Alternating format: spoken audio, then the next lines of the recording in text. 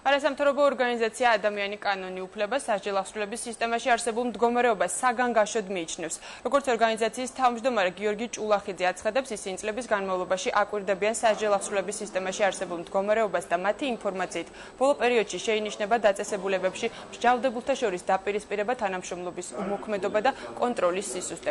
ჭულახაძე მინისტრ სოზარ სუბარს მოუწოდებს მოიწვიოს არასამთავრობო სექტორი და დაცრულებით გააცნოს სისტემაში არსებული მდგომარეობა.